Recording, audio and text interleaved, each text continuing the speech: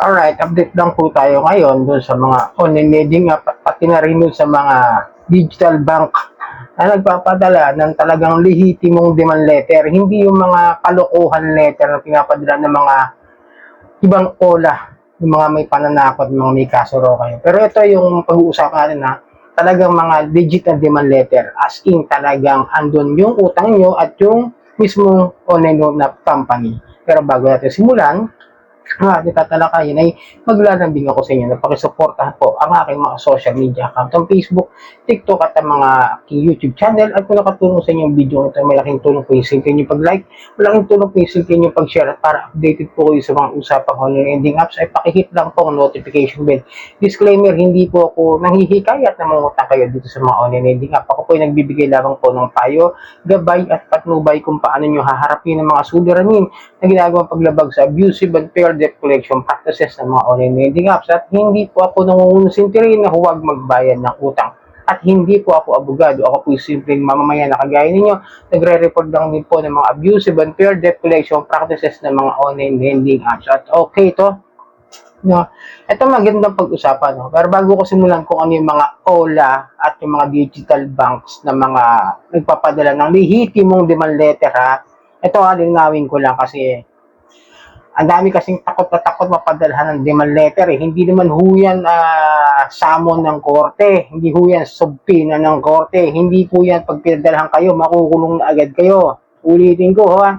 Wala akong nakukulong sa utang. Pero legal na proseso ng pamamaraan ng paniningil ang pagpapadala ng isang demand letter doon sa mga nagkakautang. Dahil yun po ay tinatawag na reminder na papaalala sila na sila ay naniningil ng kanilang mga pautang. Okay? Ano ba yung mga demand letter na maintindihan at dapat nating unawain sa mga yan? Ang demand letter kailangan nakalagay dyan. Yung lending company. Yung utang mo.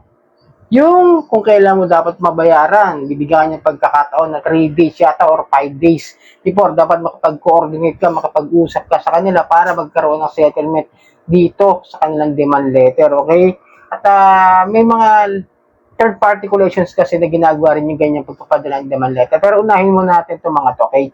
Ito, yung mga OLA muna na nagpapadala ng demand letter. Although, medyo marami reklamo sa mga OLA na mamabanggit ko dahil nga sa sobrang taas ng interest at penalties na kina-charge nila doon sa kanilang mga borrower. Okay, unahin natin itong si Pinbro. Si Pinbro, ayan, bali gumamit siya ng third-party collection kasi meron dyan nakalagay na JBP Management OPC, di ba? Pero still, Pinbro pa rin sa kanila may utang at gumamit na sila ng collection agency para magbigay ng mga demand letter at home visitation. Yun po yung gawain ng mga yan. Siyempre, kung wala silang ganyang klaseng department, ipapasa nila talaga sa mga third-party collection agencies po yan. And then, ito, recently lang, yung kahapon, no? Si Manicat, ngayon ko lang din nalaman na nagpapadala pala ng demand letter, yan, ayan. Yung brown envelope na yan ay demand letter, okay?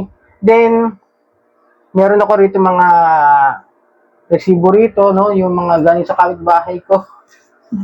Diyos mo yan, dito yun. Yan dito lahat yun. Ano to, ha? May cash express dito. Okay? May cash express po dyan. Dito lang yan sa lugar ko dito sa Valenzuela na mga napadalhan ng demand letter. Cash express, nagpapadala ng demand letter po yan. Then, yung iba rito na napadalhan, ito lang sa may katabi namin, halos Salmon, nagpapadala rin ng demand letter nandun sa kanila yung ano.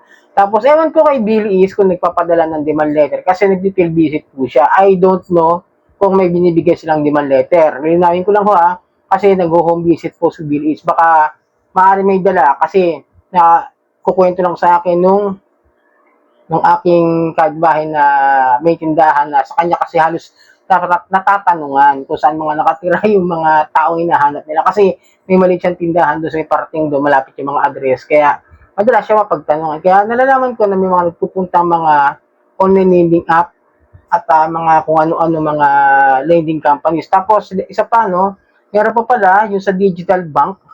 Ito, si Maya.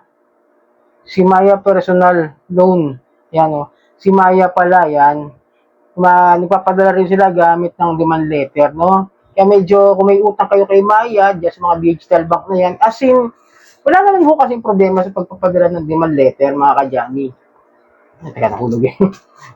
Sa mga demand letter. Kaya ulit, papaalala ko sa inyo na hindi ho nakakatakot mapadalhan ng demand letter. Ako kasi naranasan ko na yan ng ilang beses din padalhan ng demand letter. Nung una, oo, kabado 20 po, aminan ko mo sa inyong katotohanan na hindi ko kasi alam yung sistema at ang proseso.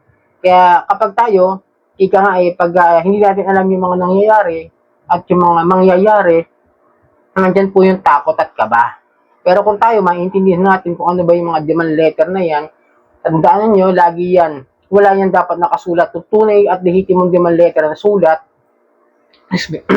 wala dapat nakalagay dyan na kung ano-anong kaso isasampa sa inyo. Katulad diba nakikita nyo sa ibang mga online lending app na sinesend sa inyo sa email, yung demand letter, may nakalagay doon, di ba? Pag hindi mo nabayaran tong aming pinadalang demand letter, kasuhan ka na kagad namin ng Article 315 hanggang 318, diba? Article 315, stapa hanggang swindling.